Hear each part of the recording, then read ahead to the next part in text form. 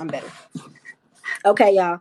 So the astrology of why a person may not like you back. But the real question is, why wouldn't anybody like you back? Because you're amazing. Sounds like a them problem. But I'm gonna tell you the astrology of it anyway. So the first reason somebody might not like you back is because of what I call a conflict of the house placements in synastry. Conflict of house placements in synastry. What the fuck does that mean? I talked about this a little bit on the audio that I did the other day where I was discussing what was I discussing? I was talking about like synastry placements and stuff like that that I personally don't like and blah blah blah. So one big reason is like the way your planets fall into their natal chart house-wise, the way your planets impact them is not always the same way that their planets will impact you. So I use myself as an example a lot because this is how I learn best when I've experienced it for myself, or if I'm watching my friends experience it, then I'm like, oh, okay, well, I see what's going on. So myself, I got this friend, this guy. I got a crush on him. I like him. He fine as fuck. He got a body, he got a big dick. Whew. I like his ass. And he likes me, but not in the way that I like him. You know, he fucks with me, it's cool, but it's not the same. Now, why is that? He has planets and points. You can also count the ascendant, the descendant. You can count the north node if it's conjunct a planet. But anyway, he has planets and points in my first house, my house of self. So that means that there's a part of him that I see myself in. And there's a part of himself that he sees himself in me too. So it's just like, wow, we're almost alike. Like I feel like you really get me. You really understand my approach to the world. Your connection is bad. I don't think I have my Wi-Fi on. Okay, I'm sorry. I just turned the Wi-Fi on. I had it off because I was on FaceTime earlier. It was acting up. Is everybody's connection good? Before I continue, does everybody have a good connection?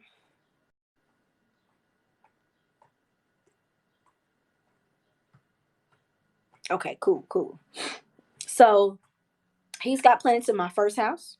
He's got planets in my seventh house. Now, this is especially important for people who already have planets in their seventh house, or for people who have any sort of Libra placement, Libra energy. And by Libra energy, it means Libra at the seventh degree, a lot of Venus aspects, Venus at an angle. So for him to have planets in my seventh house is especially important to me because I'm a Libra rising. So all seventh house matters are just like to me. Like I live for that. Like that always brings out the life out of me, brings the reaction out of me because seventh house matters, relationships, one to one, whether they're romantic or not, is how I approach life. So he has planets in my seventh house, then he has planets in my eighth house. Y'all already know about the eighth house. I do not have to explain the eighth house to you. I don't have to go into detail about why him having planets in my eighth house is significant, but I'm gonna do it anyway because some of y'all might not know, and that's okay. We're gonna get you up to speed.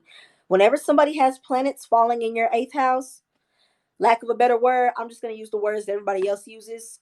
And I know they get overused, you guys, but they're true. Like, they're just true. Intensity and the intense connection, that I'll die for you type feeling, that obsessive feeling. Now, keep in mind, every eighth house connection does not have to involve obsession. It does not have to involve dying for the other. On the opposite side, it can actually involve a very intense hatred, anger, revenge, grudges, things like that. But we're speaking on romantic terms for right now. So, continuing on, he has his Venus in my eighth house.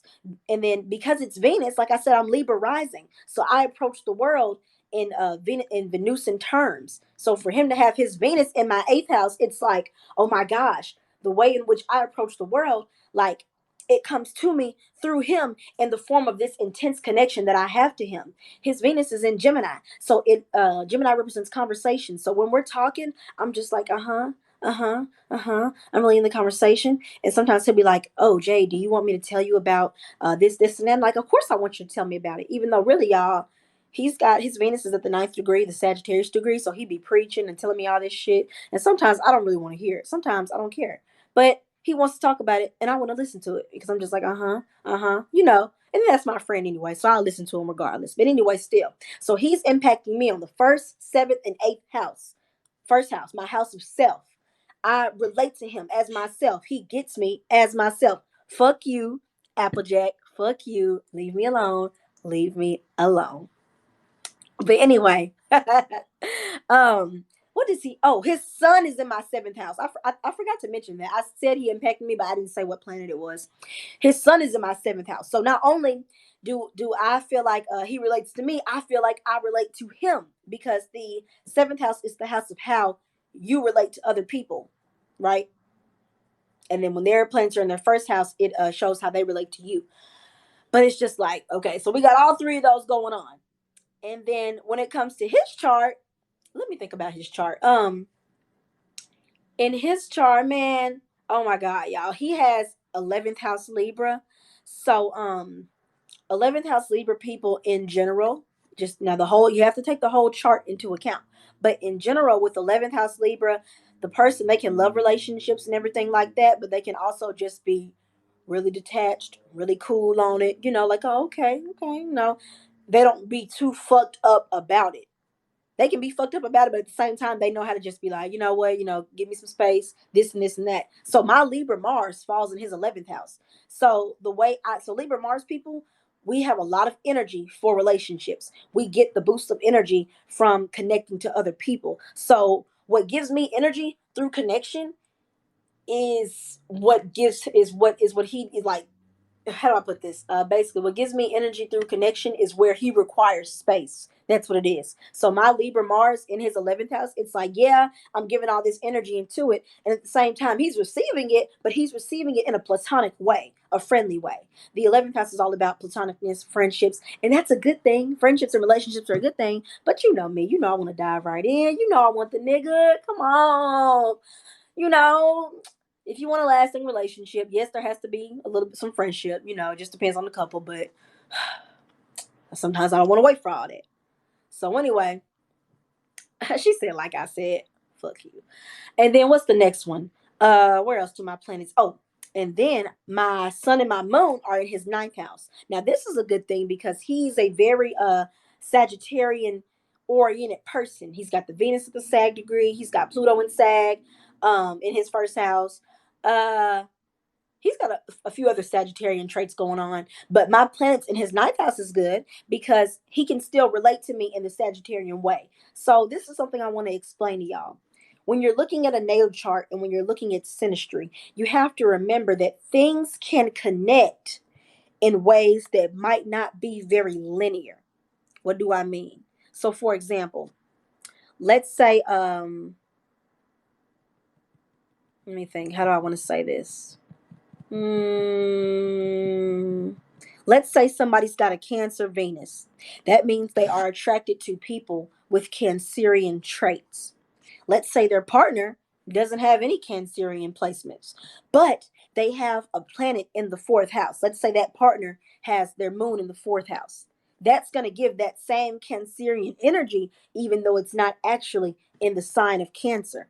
Or let's say that person just has moon closely conjunct the ascendant. That person is very in tune with their own emotions. They have a very the world has an emotional impact on them. That is a Cancerian thing. So it connects without being linear. You see what I'm saying?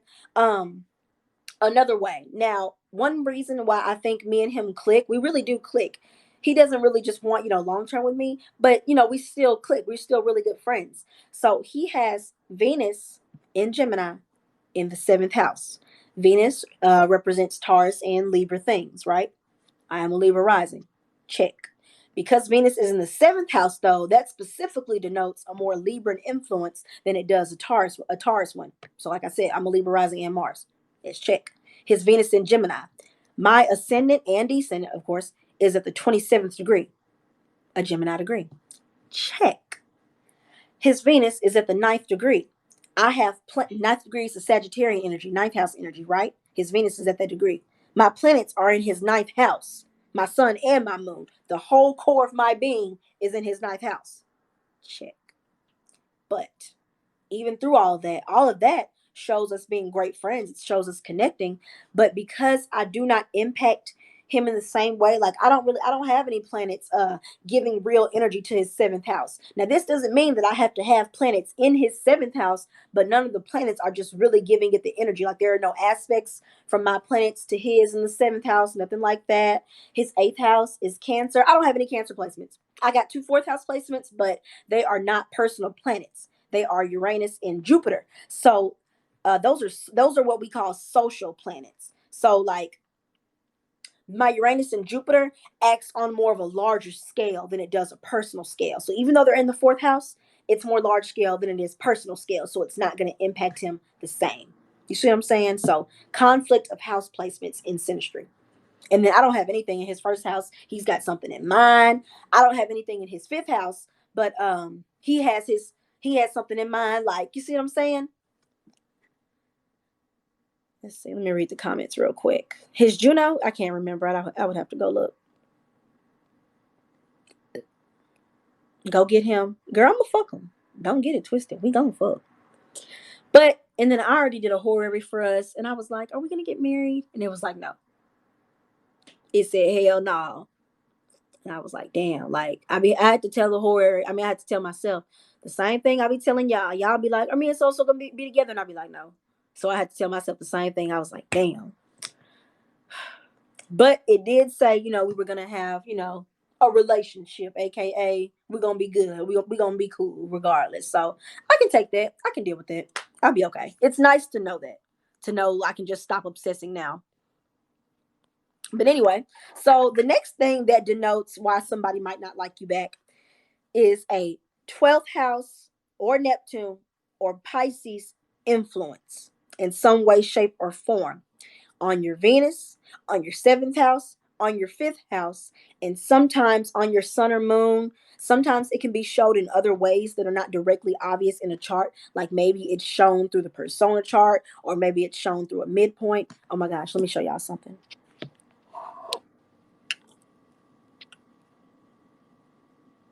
She's so cute. I love her so much. But anyway, yes, we had to take a Venus break there. But anyway, yes. So, for example, 12th house Venus, a lot of 12th house Venus people will tell you they've dealt with a lot of unrequited love. The 12th house Neptune Pisces influence in general can show something that is unrequited, whether that be love, money, time, energy. It can show something that is just unrequited. But 12th house Venus especially can deal with themes of unrequited love. So now this doesn't just have to be for the natal placement. If you have this in synastry, if you have this in composite with somebody, it can show it. Y'all, I'm just gonna be so honest with y'all. Some people are there. Sometimes they tell me, they be like, Jade, like, is there anything good about this? And I'm like, there is, but the chances of it showing up are slim to none, because that's just how it goes. Don't ask me why. That's just what I see. Very rarely do I ever see a 12th house Venus, whether it be natal, composite, or synastry, end up in the type of romance that is just super spiritual and whimsical and, Janae Aiko, you know what I'm saying? We smoke weed together and then we fuck, and then I see butterflies in the corner of my eye. You know what I'm saying? Very rarely does it really end up like that. Most often what happens on the better scale is that it just ends up being private, or it ends up being something that you can just escape into. It's always your escape from the world. It doesn't have to be the whimsical, you know what I'm saying? But it just ends up being like an escape. That's the better half. And of course, like I said, the worst half is the love being unrequited. And sometimes it can be the love being unrequited, like, baby, I just don't like you. I just don't like you. I just don't like you. And then the other half can just be that the person doesn't even fucking know that you like them. They have no idea. Maybe you try to tell them, maybe it's glaringly obvious to everybody else, but they're just like, Hey, they don't see shit. So that's one way. And then a lot of times, you like those people, the 12th house Venus or the 12th house Venus in synastry or composite, they never work up the courage to tell them. So it just falls through. Disappointment. And I have had 12th house Venus synastry. Another thing about 12th house Venus synastry, or composite, one or the other, the partner can hide you. They don't want to show you to the world. Not because they're like a Scorpio energy and they want to be possessive. It's because they need you in the background. Like, I don't like. And I've had that happen. I was the person being put in the background. Like, oh my gosh, I'm just gonna be so honest with y'all. I don't mind telling y'all my real life stories because you go through shit. Man, I went to Walmart with the nigga. This was like 3, 4 years ago. We go to Walmart. He fine as fuck, y'all. This is a fine ass nigga too. Y'all know I got my 10th house placements and I'm a Leo, so I love to show off. I'm ready to go on Walmart, and also I'm from a small town, so going into Walmart is like a big deal. So I'm ready to go on Walmart and show him off. I'm ready to be walking beside him. He fine and shit. He was like, "Nah, stay in the car," and I was like, "Can't come in with you." Nah, stay in the car. I don't need nobody to see me. I don't need nobody to see us together. Whew. I really should have just left his ass, but my Libra was way too nice for that at the time. Girl, boys, niggers, it's fucked up. Whew, I went through it. Never again though. Never again. But anyway, continuing on. The other thing about the 12th house Neptune Pisces influence is falling for people who are unavailable. Dead ass. Y'all, or not, I'm not gonna say y'all, but when you have this influence at play, you can fall in love with somebody and there's just something about them that is totally unavailable. It can be anything from them being married, them being school is in the way, job is in the way, but whatever it is that's in the way, they might, the other person that you like, they know it makes them unavailable and they care about that. And so they're just like, you know what? I'm at school. This ain't, I'm finna go off to college. This ain't gonna work. Or what's another thing? I just got this going on. It's not gonna work. Just unavailable for whatever reason. It can be any fucking reason. There's really nothing in particular that can make them unavailable like that. Who will hide you? The house person or the planet person? Um, typically the house person hides the planet person because it's the planet person that is influencing the house person. And if it's the 12th house, it's the house of what's hidden. So you are in their house of what's hidden. You are literally hiding in that area of life, the area of hiding in life. You're sitting right in it. You can't get out of it. The planets ain't gonna move. You stuck, baby. Like, so it's either get with it or get lost. What you gonna do?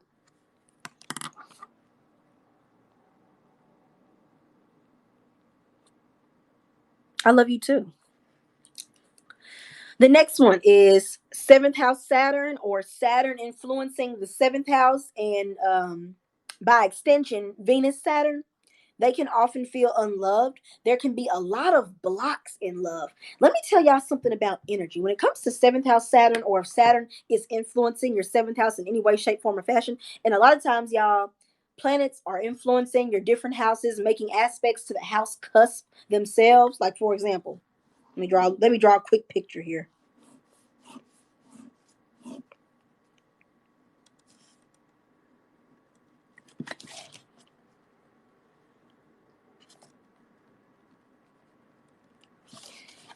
A lot of times, I don't know if y'all can see this the right way, but this is Saturn.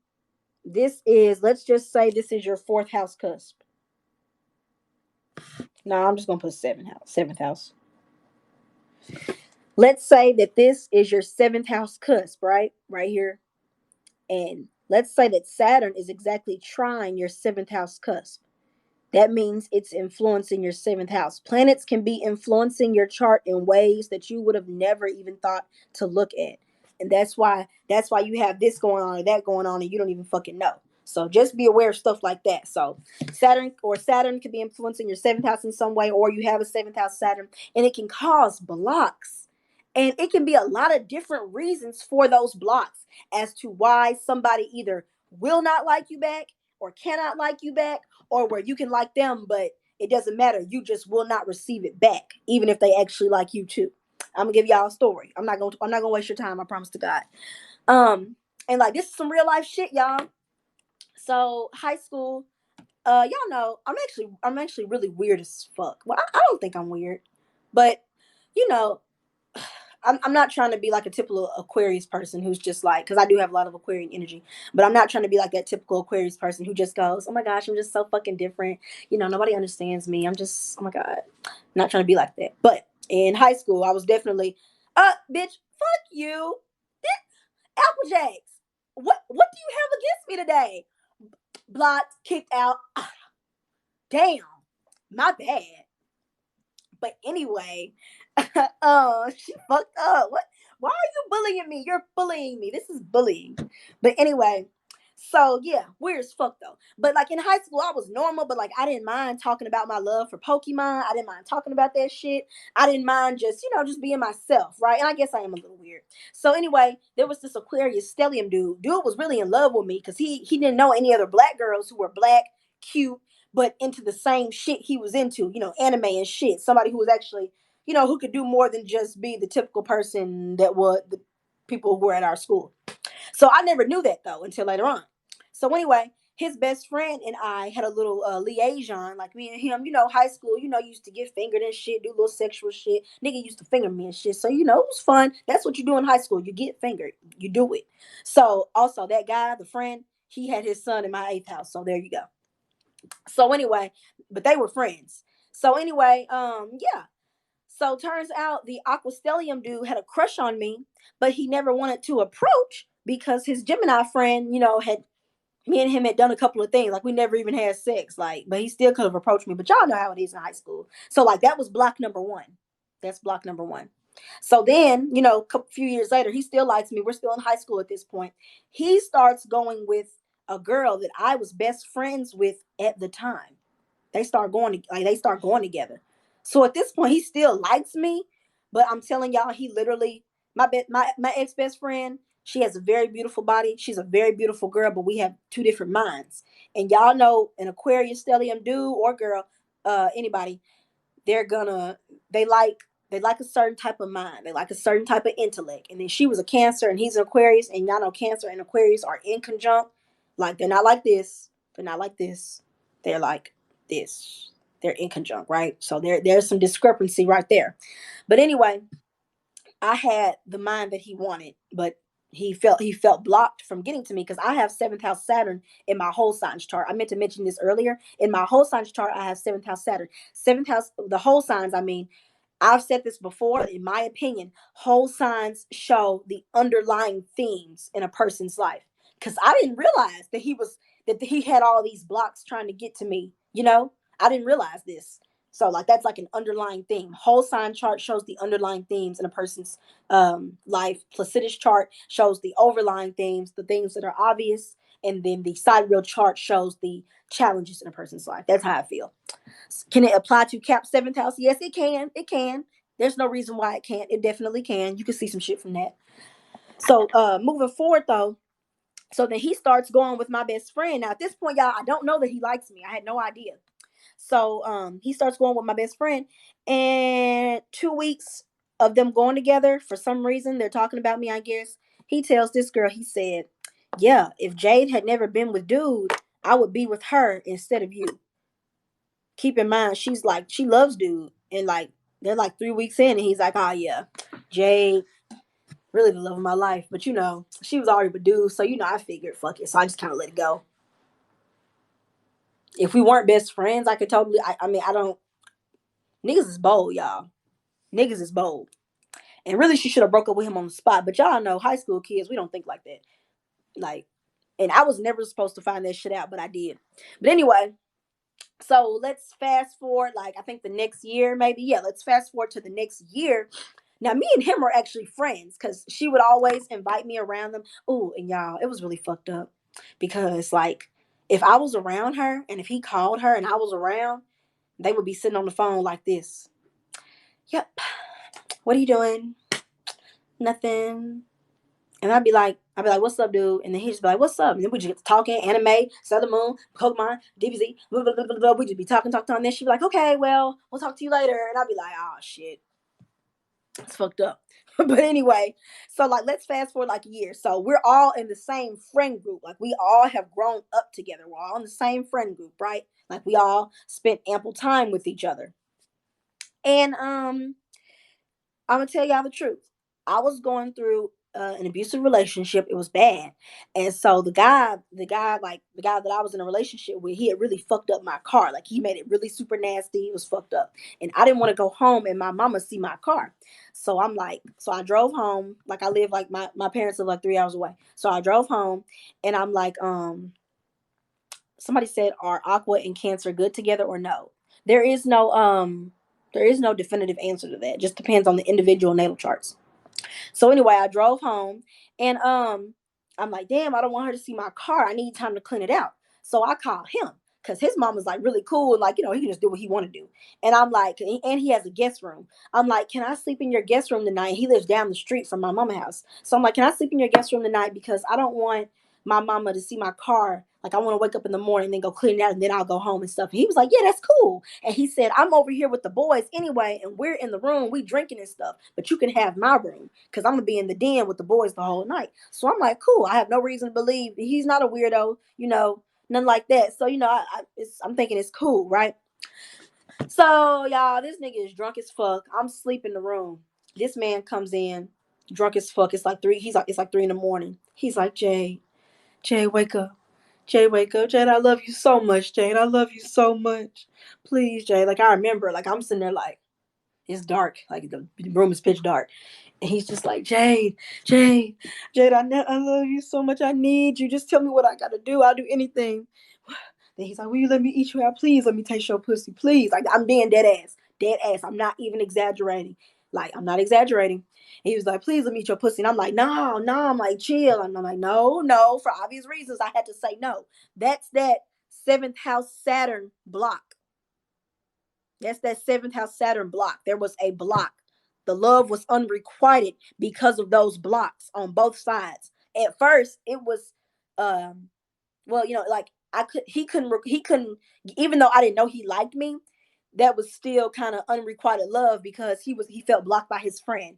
But and then now that I knew he liked me, and even though I definitely was feeling him, but you know, he had already been with my friend. So that's a block. So the love, we couldn't give love to one another because of those blocks. That's that unrequited love, like, you know?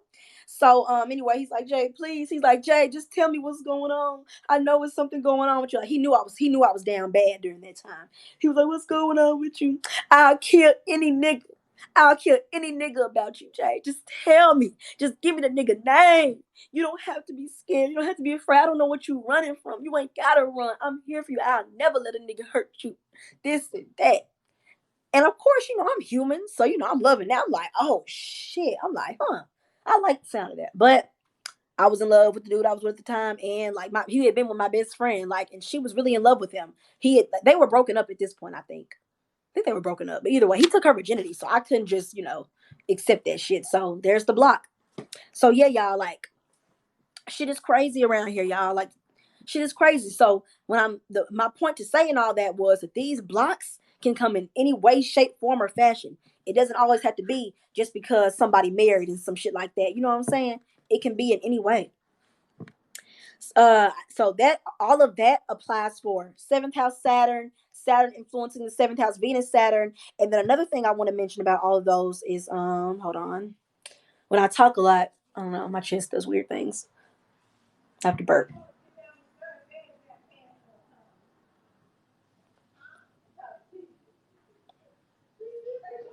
I'm trying to burp. Stop, Venus. Get down. Thank you. I don't believe in God. What the fuck? But anyway, so another thing I want to mention is how the parents and the environment can play a big part into that, right?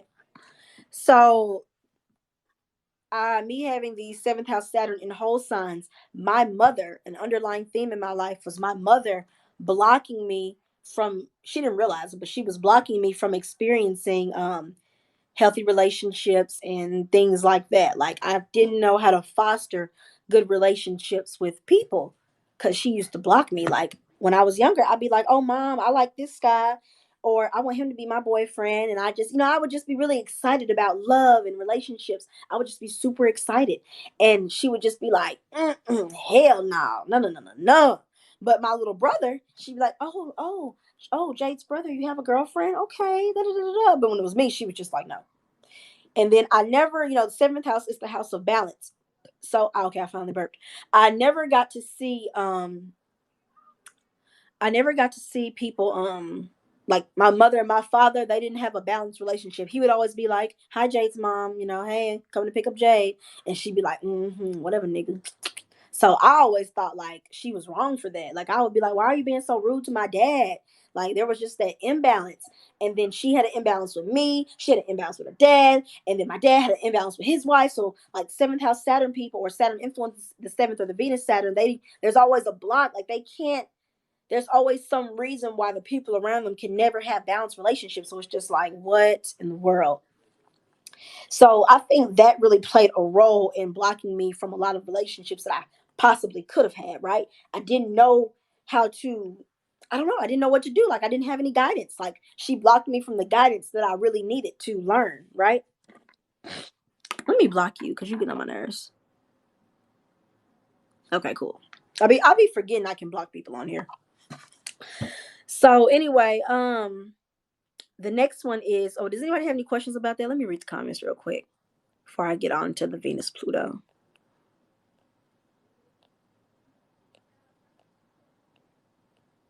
Somebody said that's good love. If you have a sextile or a trine with Venus and Saturn, does it make it any easier? It can. It can. In the grand scheme of things, yes, it can.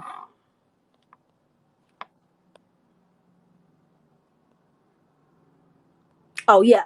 Thank you for saying that. Yes, that also influences synastry. Seventh house Saturn in synastry. Saturn influencing the seventh house some other way in synastry, or on a composite, or Venus Saturn as a synastry aspect, or in the composite. Yes, all of that applies. So the next one that I was going to get into is Venus Pluto. Venus Pluto, so starting out talking about the natal aspect, Venus Pluto, they can feel loved insufficiently, right? They feel like they were loved insufficiently by one or both parents, or there was somebody in their lives who they really wanted love from. It could be maybe one of their teachers, maybe a grandparent, a neighbor, their friend's parents, and they didn't get it. And it was just like, so they go out into the world and they seek relationships in which that influence can be filled to a really great extent. I have a friend who has Venus Pluto. She has a great mom, but her mom was always away growing up, so she felt loved insufficiently. So when we were in high school, she would look to other girls to fill that void for her, and like she was just in love with bitches who just really couldn't love her back the way that she needed to be loved, you know. So and then when it comes to that Venus Pluto, the energy that comes from them is sometimes so great. It's so awesome. It's so powerful. It really is. But everybody, a lot of times, they're going to meet people before they meet, the person they end up in love with and all that good shit. They're going to meet people who cannot take that, who are put off by all that energy. It's like, bitch. They're just like, calm down, bitch. Like, bitch, you think I'm gonna love you that much, bitch? I don't even love my mama that much, bitch. Like it's like that. And that, yeah, like the intensity, the extremeness can just really just, even if the person is cool, calm, and collected on the outside, the other person can often feel like all of that brooding energy, and it's still just like, you know what? I think they like me a little bit too much.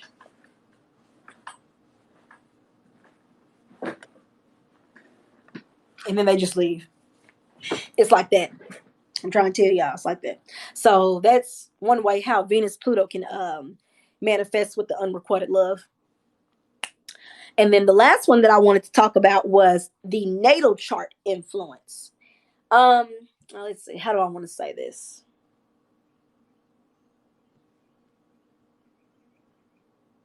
You know what? That's a good point. Somebody said, then you feel abandoned all over again. Um, Abandonment is a water sign thing, specifically Pisces and Cancer especially.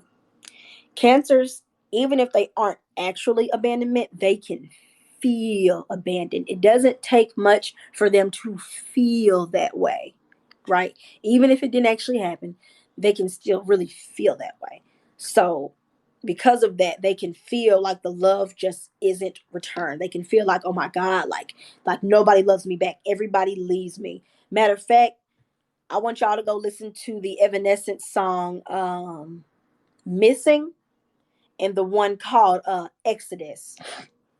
In Exodus, Amy Lee, the singer of Evanescence, she's like, Here in the shadows, I'm safe, I'm free, nowhere else to go.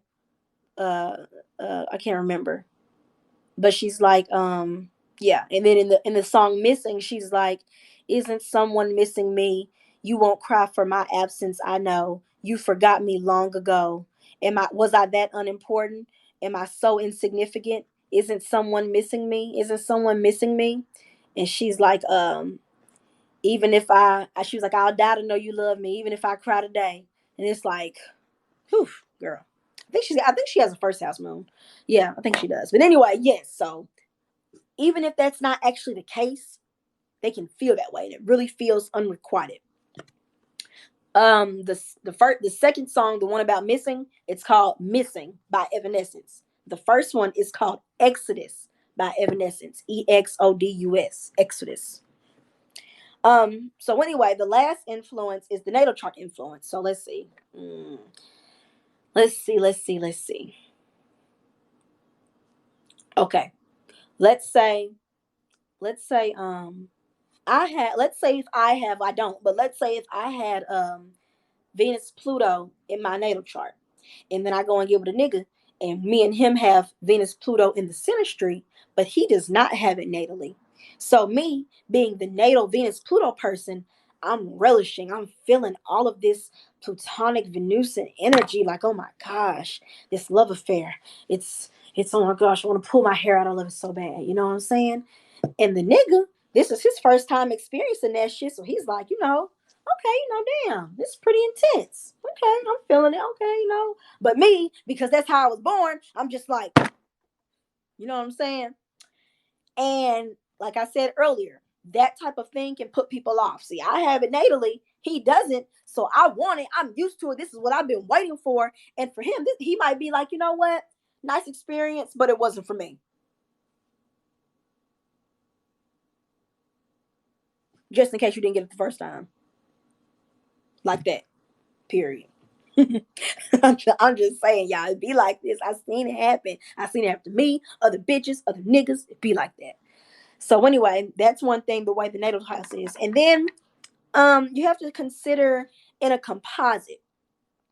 I think this is especially really important. Now, this is especially important for people who already have an established relationship with each other. And by that I mean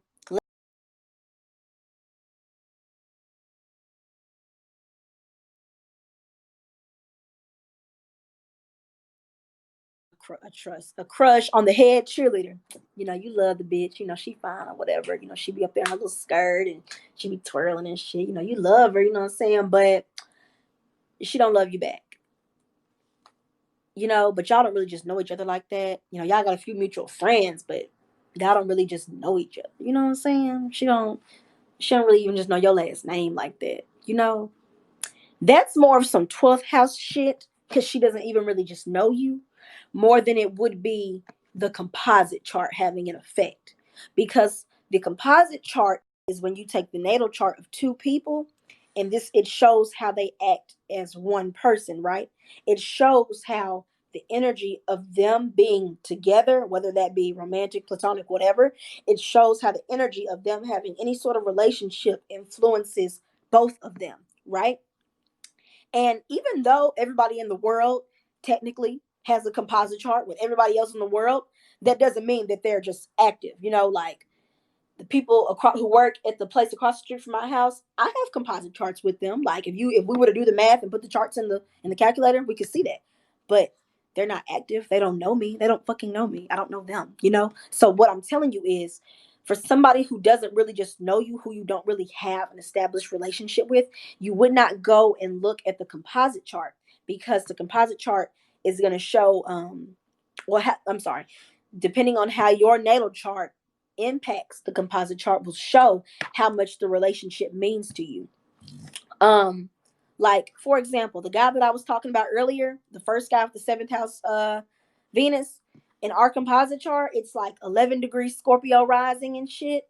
That's in his 12th house. The rising of our composite chart is in his 12th house. The energy of how we function together is something that, he knows about it. Obviously, we have an established relationship, but it's still like in the back. So for his life, the energy of our relationship will always, pretty much just kind of take a back seat. But for me, the rising sign of our composite, 11-degree Scorpio, is in my first house. So it's in my face. It's what I think about. It's what I want to see. It's the first thing. It's in my face. Unlike it is him, it's got the front seat. So you see what I mean? But if we didn't have an established relationship, that wouldn't really mean anything. So basically, the composite, the energy of us together, impacts him differently than how it impacts me. Also in our composite, we have a Leo placement. I have a Leo placement. My planets are conjunct planets in the composite. So like let's say you and somebody have a composite Venus in the 10th house, right? 10th house is the house of, public reputation, career, things like that. And let's say your sun is conjunct the composite 10th house Venus. This means that the energy of the relationship, the way it's displayed to the public, even if the relationship isn't really displayed to the public that much, if your sun is conjunct that Venus, then it's very important to your ego, to your life, to the path that you feel like the relationship should go, that the relationship needs to be displayed. It's super important to you. But let's say your partner's sun doesn't aspect that Venus, period. Like, and it doesn't aspect that composite Venus. So they don't give a fuck about being seen. But you do. It's important to you. You can feel it. Like it's a big part of your life. You want it to be a big part of your life. But their sun doesn't aspect that composite Venus. So they're just like, I don't give a fuck. Like, you don't have to post me on Facebook. Blah, blah, blah, blah. Y'all see what I'm saying? Another example for that. Let me think about that. Another example for that. Let's say you live with somebody, and in the composite chart there is a fourth house Mars. So that means generally that the couple is very, very active. Whenever they are anywhere that in anybody's home together, there's always a lot of activity going on between them, and that can be true. But let's say that one of your planets is squaring that composite fourth house Mars, right?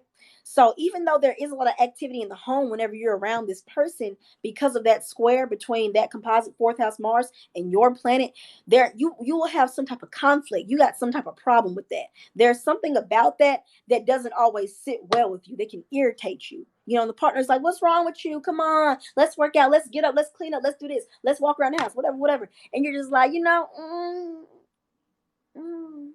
So that's not as important to you. It doesn't mean as much to you as it does to them. And the same thing can be said about, feelings in the relationship and everything else. I'm going to give me something to drink and I'll be right back. I don't want y'all to see my booty.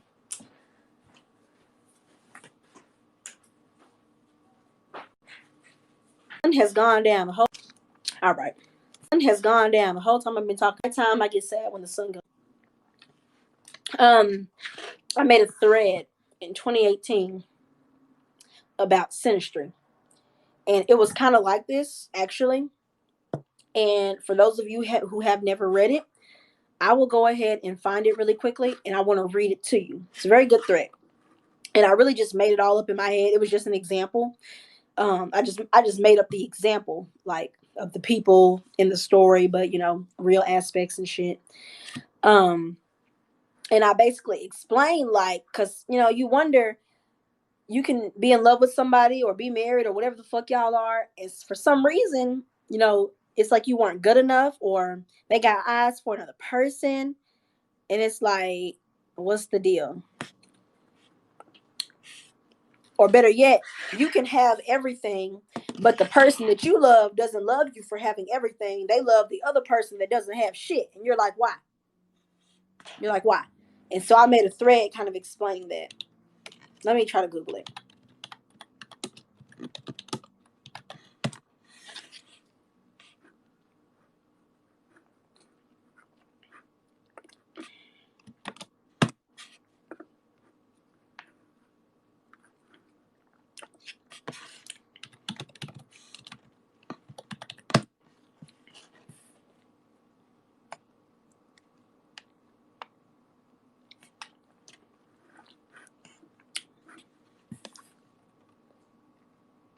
Did I just start? I'm about to finish up because I'm hungry. I ate cereal earlier, but I'm still hungry. Sour Kool-Aid. It is so. Now listen. Excuse me. Astrology synastry lesson. Imagine that a woman, K, her name Kay, imagine that a woman named K has her moon, Mercury, and Pluto in a married man's 12th house. This man's wife, Bella, has her moon in his second, her Venus in his seventh, and her Pluto in his first. The married man, Joe, has been seeing Kay on the side. So we got three people here. We got Joe, his wife, Bella, and his side chick, Kay. In Joe's chart, uh, Kay has her moon, Mercury, and Pluto in his 12th house, right? Oh, actually, you know what? Earlier I said that I don't often see the 12th house result. It doesn't often result in something that is better. It just doesn't. Like, this just how it goes. But this example is actually a really good example of the 12th house manifesting positively, kind of. And I say kind of because the situation is kind of fucked up. But so anyway, Joe, married man, Bella, his wife, Kay, the side chick. Kay has moon, Mercury, Pluto in his 12th house. But his wife, her moon is in Joe's second, her Venus is in his seventh, and her Pluto is in his first, right? Okay. Joe has been seeing Kay on the side. Ooh, excuse me, I keep burping. Joe and Bella have a great relationship. So why is it that he is so drawn to Kay? What makes him go out to her, although there are no problems with his wife? Joe is a quiet guy, and he doesn't express his feelings very well. It took Bella a long time before she was able to get him to open up. He also has subconscious trauma, which is a 12th house thing, that his wife doesn't understand. She's supportive, but Joe's inner turmoil kind of eludes her. Like, she gets it. Joe's been through some shit, and she's like, baby, hey, it's okay, you know. But Joe's kind of just like, thanks, babe. Like, he can just kind of tell that she doesn't really understand. However, dot dot dot. With Kay, she seems to really just get Joe. There's just something about her that screams understanding. This enthralls Joe, who gave in to Kay's mental seduction. Kay's the type of person, she wasn't really just trying to seduce the nigga, but she just like to play words and play with mind games and pickpocket into a motherfucker's mind and shit like that. So Joe's just like, oh my God, she gets it. Eventually, Bella finds out about Joe's infidelity. She's angry, but she wants to work her marriage out. However, Joe knows that he will not be able to leave Kay alone. He tells Bella that he is in love with Kay and he wishes to be with her. Joe feels like he's found his match.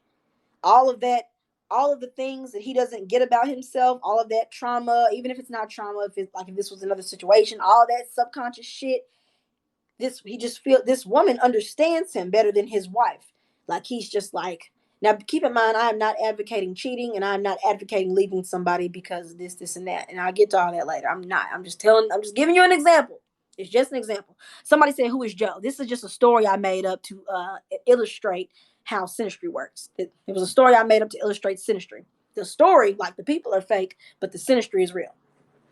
So anyway, Bella wonders, what in the hell does this woman have that Bella does not? What could she possibly have done that would make Joe leave her? After all, Kay is plain looking. She don't look as good as Bella. She has a boring job. Bella has a better job, and then Kay has a child. Most of the time, people have doubts or whatever you want to call it about dating people with children, because it's like, oh, she got kids or he got kids, I don't want to fuck with them. So Bella's like, and she's got kids, he want to fuck with a woman with kids? Why? And he got to take care of them. So she's really confused. But the truth is, Kay did not work any kind of magic. There is nothing special that she did or any strings that she pulled. In fact, Kay was not vying for Joe to leave his wife. It was Joe who made the decision to say peace to his wife and just be with Kay. Kay was just like, I don't give a fuck. So what's really happening is that Kay's planetary stellium is hitting Joe's 12th house, a place his wife couldn't reach. The 12th house is the place that other people in the world are unable to reach you, where even sometimes you can be unable to reach you. For example, I have Mars in my 12th house. Mars is your energy, your aggression. When I was growing up, I could not reach my energy and my aggression. Every time I even thought about getting mad, it's like I could never really get there when I needed to. I could never just, it was a lot of times in school, I should have just jumped up and started swinging on bitches. I just couldn't do it. That was when I was younger, you know? So I couldn't reach it. Um, I also have a Libra 12th house. Libra 12th house, they escape through their partners. So whenever I'm with my partner, like, and we doing our thing, I can't be reached. If I'm laid up in the bed, if I'm sleeping with my partner, you can't reach me. Like, you can't, nobody, I'm not answering the door. I'm not answering the phone. Like, I'm with my nigga. It's like, so it's a place that people can't reach. And if you have planets there, it's a place that sometimes even you yourself cannot reach. So what's really happening is that K's planetary stellium is hitting Joe's 12th house, a place his wife couldn't reach. The 12th house is the subconscious, the deepest fears and desires. It's another form of a shadow side, the side that only a select few will get to see of you. When your planets, K, when your planets, like K's, fall into anyone's house, Joe's house. Oh, excuse me, y'all. Hold on. Ugh. If I talk too much, my body does weird shit. But anyway, when your planets, like K, fall into anyone's house, like Joe, it's typically the house person who feels the energy stemming from the planet person to the matters of that particular house. With Kay's moon in Joe's 12th house, she understood Joe intuitively. They need no words. He doesn't need to express the feelings that he already doesn't understand himself. This was very profound for Joe, who has trouble relating his innermost self to his wife. With Kay's Mercury in Joe's 12th house, Joe is like a glass window to Kay. She can see right through him. This synastry overlay is highly intuitive, and Kay is able to pick up on his subconscious thoughts a lot of the time. I'm sorry, his conscious thoughts a lot of the time. His shy demeanor appreciates this subliminal communication. So Joe is a shy nigga, you know, he really isn't good in expressing himself. And then you got this bitch that comes in, she's got planets in his 12th. He doesn't have to express because she already gets it. So he living for that. Lastly, Kay's Pluto is also in Joe's 12th house. Kay is helping to transform Joe from the inside out. She is helping to destroy his fears and old trauma and help him rise up again, reborn. The nature of Pluto. This is the nature of Pluto. Joe is experiencing somebody who is making him face his innermost self. The energy of Pluto likes to dig and bring shit out. You know what I'm saying? If I go outside right now and dig in the dirt, I'm going to dig and I'm going to dig and I'm going to dig. That's what Pluto likes to do. So the 12th house being the place that Joe can't reach, Kay's Pluto is going to get in there and dig and dig and dig so that she can reach it, bring it out, and he can see it. And so he's just like, man, you know, like this, me being with her, like I'm just realizing shit. Like Kylie Jenner said, it's the year of realizing shit. You know what I'm saying? Y'all remember that? But anyway. So why couldn't Bella do this? Bella's moon falls in Joe's second house. So he trusts her for sure. He trusts his wife. But remember, it was hard for him to get it all out. Even though he trusts and loves his wife, he still couldn't express to her. Bella's Venus is in Joe's seventh house.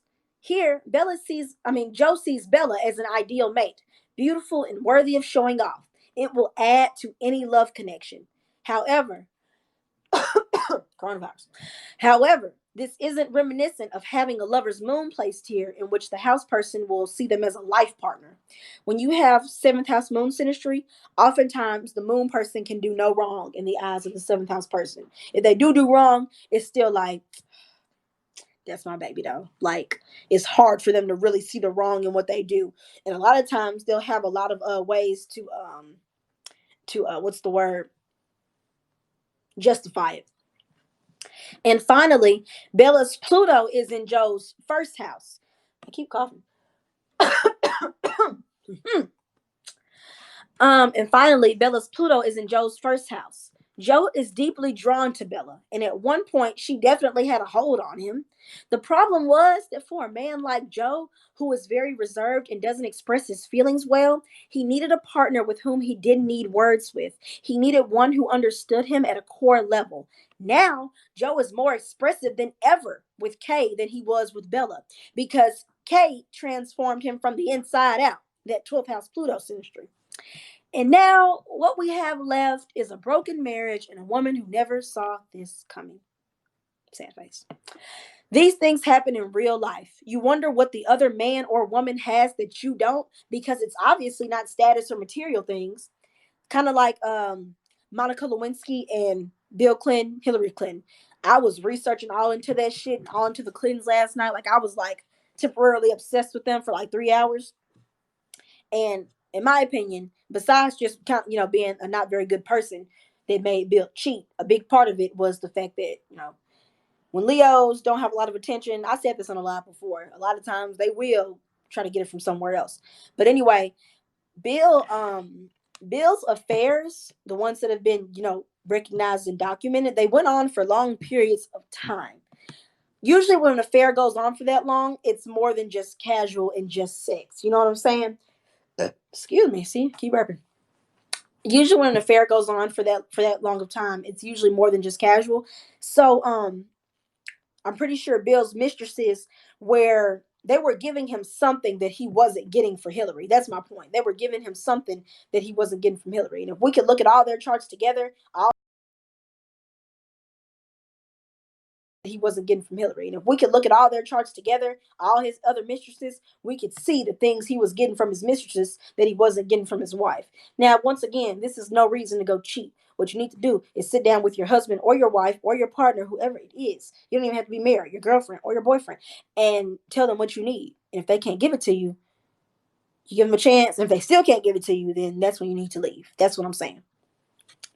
Um, Princess Diana, her ex husband Charles, cheating on her with Camilla is a prime example of such a phenomenon. Camilla and Charles are still together to this day. There was something Diana couldn't give Charles, or maybe she could give it to him. Maybe she could have, but maybe Charles felt like he couldn't get it from her. Even if she actually could, for some reason, he might have just been like, I can't get it from her, even though she could. Maybe he didn't try hard enough. I don't know. But either way, whatever it is, Camilla's got it, and she still got it to this day, baby, because they are still together. And it's fucked up. But it happens. I'm not gonna say it's life, even though it is, but it happens. B and J, I think to my knowledge, Jay-Z cheating was like a one-time thing.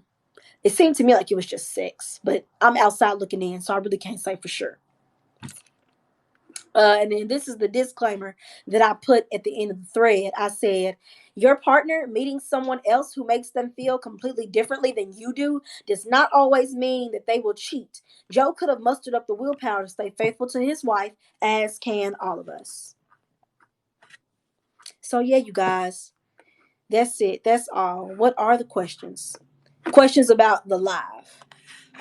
What y'all's questions about the live? Don't be a Joe. Facts. Facts.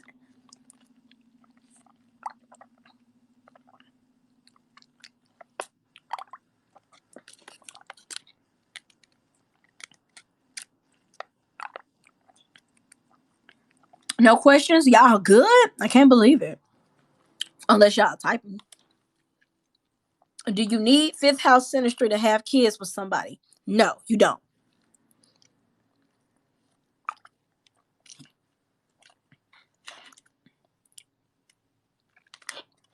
That can be true for Leo MC, but in my opinion, it's not as prominent. Um, it's not as prominent unless you have Leo on the first, fourth, seventh, or if you have a planet in Leo. I feel like my chart's setting me up to be an unrequited lover. Now, one thing I don't know yet are solutions to unrequited love problems. Oh, you know what? This is something I wanted to touch on earlier, but I forgot. It skipped my mind. Uh, One thing about unrequited love when it comes to the 12th house, Neptune, and Pisces, especially if they're touching Venus, um, one thing about that is sometimes the love is unrequited because the person who wants the love is delusional. Sometimes people, so you got to make sure you're not in a delusion.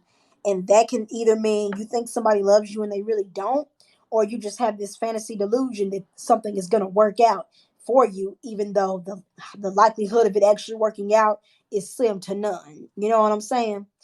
Um, I'm not gonna give details, but I was once in love with a guy who I knew I couldn't have long term. Like I knew there was no way in hell we were ever gonna be able to have a happy relationship because of the circumstances. That was delusion. And my Venus, that was the same guy. My Venus was in his 12th house.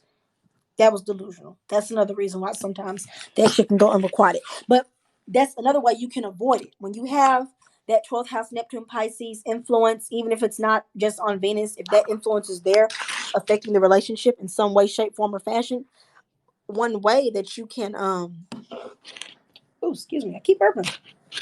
One way that you can solve that issue is to just not be delusional, be realistic.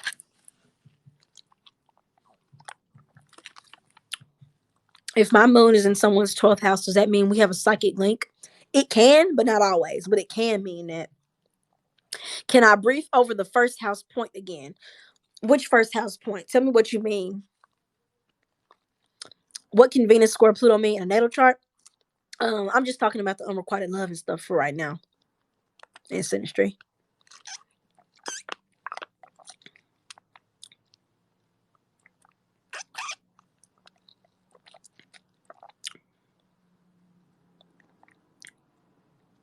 Two Leo risings, and one of them has Venus Cancer in the 12th house. Do they both hide each other? Not necessarily, just based off that, not necessarily. But whoever has the Cancer Venus, that person is more likely to be hidden than the other one. Is there an aspect that shows you liking somebody and once they like you, you don't? That's Aquarius energy. People with Aqua energy, they like somebody until they get liked back a lot of the time. Or they really, if you really want to get somebody with Aquarius energy hooked, you have to like them less. Even if you actually do like them the same amount, if it appears like you like them a little bit less, even if it just appears that way just a little bit, that's how they just be like all of my most serious and committed relationships. um I wasn't always the person to like them more, but like with my last Cancer, the guy I was with, he definitely liked me more at first, and I was really cool on him. Like I was really just like, okay. And he has 11th house Venus, which is akin to Aquarian energy. The 11th house is, he's got the 11th house Venus, and I would just be really cool on him. Not on purpose. I was just like, whatever. And like, that just drove him crazy. He'd be like, Jay, Jay.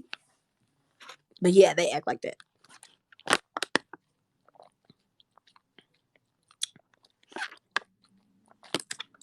Oh, you said it was about somebody having planets in your first house? First house synastry. The planet person is in the face of the house person. The house person cannot help but to see the planet person. They're in their direct line of sight. So it's easy for the house person to want to put the planet person first, go to them first, handle a situation with them first. Whereas if those planets were instead in the 12th house, if it were like that, they can put them last, go to them last, worry about them last, put them in the background like that. But all right, guys, I think this was a really good live. Which tells you more, synastry or composite? Um, that's a good question.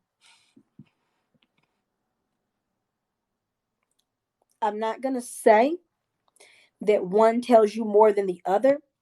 I'm gonna say that they both give valuable pieces of information, and neither one should be ignored, and neither one should be looked at more over the other, unless you're just taking a glance. You don't have to always get super serious and knee deep into the nitty gritty in your synastry with somebody, especially if it's not even like somebody you're actually with. You don't always have to. I'm saying it's okay if you just want to glance at the composite or glance at the synastry without getting into the other. But once you do decide, you know what, I want to dive in, don't leave out one or the other. Go in both equally. Do I have information for links about composite charts? I just Google. I don't like save links and things. I have bookmarks and stuff, but it's usually just like random shit. But I would just like Google like if you put in a composite chart, Venus in the composite chart, like Google Venus, composite chart Venus, composite chart Mars, stuff like that, and just read everything. I'm actually planning on making a video, or I might do a live. I'm not sure how I'm gonna do it yet, about how I got good at astrology. Like, what was I looking at? How was I Googling it? Stuff like that. Do persona charts tell you about unrequited love? They can. They really can. Okay, you guys. I love y'all. Venus says bye too. Venus. Hi, V. She says bye. All right. Love y'all. Bye.